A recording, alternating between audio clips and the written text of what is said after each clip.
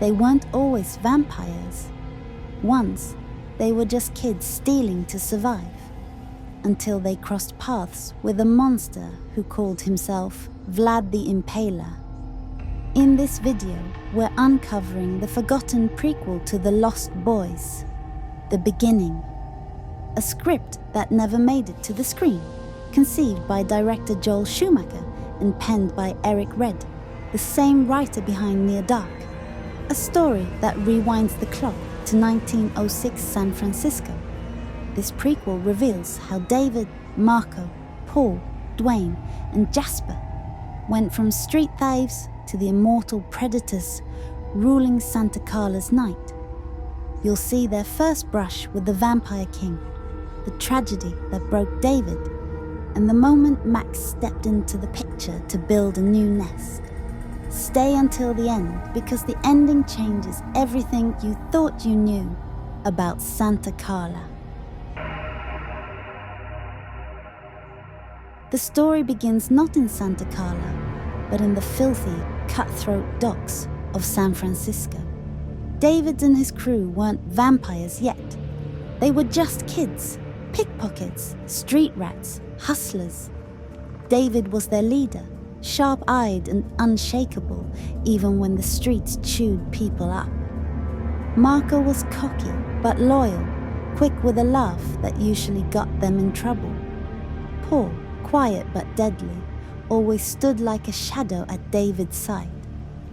Dwayne, a strong American Indian teen with scars from his tribe and a taste for bare-knuckle fighting, was the muscle. And then there was Jasper, the fifth, often overlooked, but just as hungry for survival. David had rules. He wasn't heartless. When Marco stole from a man with a starving family, David forced him to give it back. His words cut sharp. "I'm not taking food out of babies' mouths, Marco."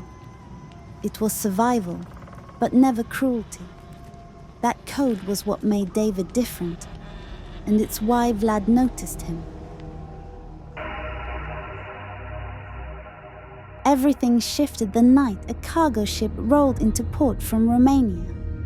Inside its hold were crates packed with dirt, native soil from a land thousands of miles away. And in one of those crates, a pale hand stirred. When the ship finally docked, the crew never left. The captain, the mate, every sailor was massacred. Their corpses hung impaled on the masts, a warning written in blood. The man behind it walked ashore in fine European clothes, a sharp white goatee and cobalt blue eyes that cut through the fog. His name? Vlad Tepes, a name whispered in history as the Impaler. And when Marco spotted a heavy gold signet ring fall from a corpse, the emblem of a comet engraved on its face, he had no idea he'd just picked up the calling card of a king. The Lost Boys made a mistake. They tried to rob Vlad. David pulled a derringer on him, 2 shots to the chest. Vlad barely flinched. He snapped Marco's hand like twigs, then disappeared into the shadows. The boys fled south, straight into Santa Carla. There, they holed up in a grand hotel perched high on the cliffs. Safe, or so they thought. But Vlad wasn't finished. He walked into the hotel dining room one night, immaculate as ever, and laid the 2 blood-soaked bullets on David's table. A warning. You can't kill me. Vlad wasn't just strength. He was charm, manipulation, and promises. He convinced the boys to help him retrieve 15 crates from the docks. Most held dirt, but one overflowed with gold and jewels. When a rival gang tried to ambush them, Vlad showed his true nature. He flew above the ship, impaling Lomax, the gang leader, and a dozen men on the masts. The boys had never seen death like that. Terror mixed with awe. And that's when Vlad began to reel them in. With $500,000 won through a rigged roulette game, he bought the hotel outright, installing the Lost Boys as its young lords. For the first time, the kids had wealth, power, respect. But it came with a price. Vlad's offer was simple: eternal life. He poured wine into a bottle, except it wasn't wine, it was his blood.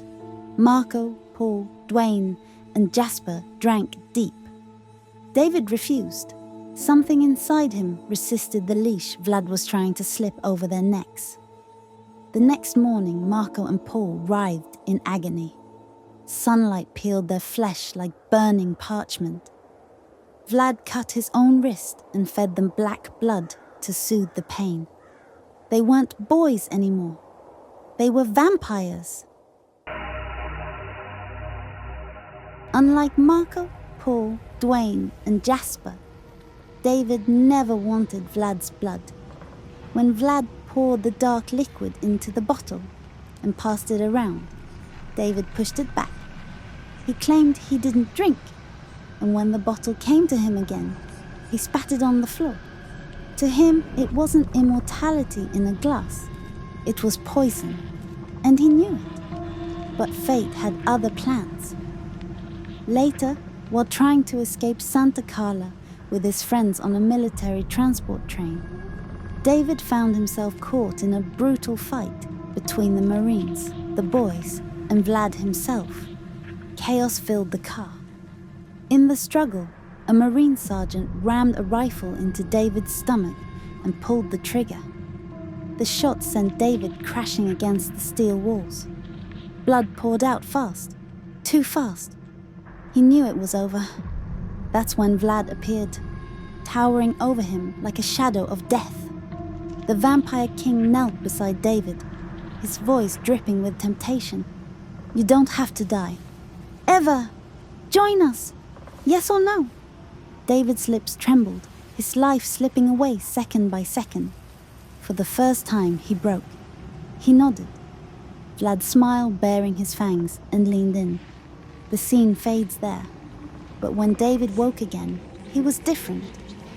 The bullet wound was gone, his skin pale, almost cold to the touch.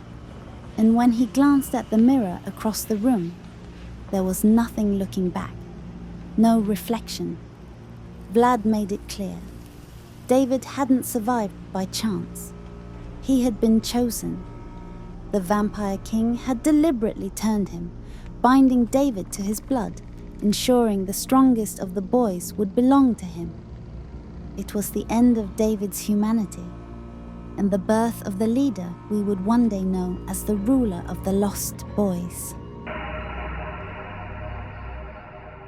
David found something Vlad never expected: love. Her name was Anastasia Rostov, the daughter of a wealthy Russian family hiding in Santa Carla.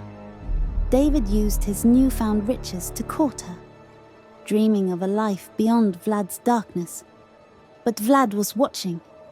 To break David's defiance, he bit Anastasia and offered her to David as his eternal mate. She looked into David's eyes, horrified at what he had become, and chose death instead. She hurled herself from the cliff, her body impaled on the wooden pylons below. David's heart turned to stone that night. And then, the confrontation came in the hotel lobby. David versus Vlad. But fate intervened. The ground shook. The 1906 San Francisco earthquake split the city apart. The Grand Hotel crumbled. Jasper burned alive when sunlight crashed through the ceiling. David fought Vlad in the ruins, shoving him onto an iron pipe that pierced his chest. With the quake tearing the ground apart, David forced Vlad's body up into a shaft of sunlight. The Vampire King screamed as his body disintegrated into ash. And the rubble, David, Marco, Paul, and Dwayne staggered into daylight, scarred but alive. And then a carriage rolled up. A man stepped out, sharp suit, calm smile, eyes that had seen centuries. His name was Max. He revealed the truth. Vlad was his brother. And unlike Vlad, Max believed in patience, subtlety, and building power in silence. He offered the Lost Boys a place at his side, a new family, a future. David didn't hesitate. He accepted. And as two young busboys, Victor and Radu Frughieri, wandered too close, David beckoned them into the carriage. The feeding began. The story ends not with Vlad, but with the beginning of something darker. Santa Carla would never be the same. The hotel was gone, the city scarred, but the Lost Boys were reborn, bound now to Max, destined to rule the night. As one young boy, known later only as Grandpa, hiding in the bushes, as the new Lost Boys slaughtered the Grofferi brothers, whispered, "Boy, oh boy, there's sure gonna be a lot of vampires in Santa Carla from now on." Watch the next video and uncover the hidden ties between the Lost Boys and Peter Pan's dark origins.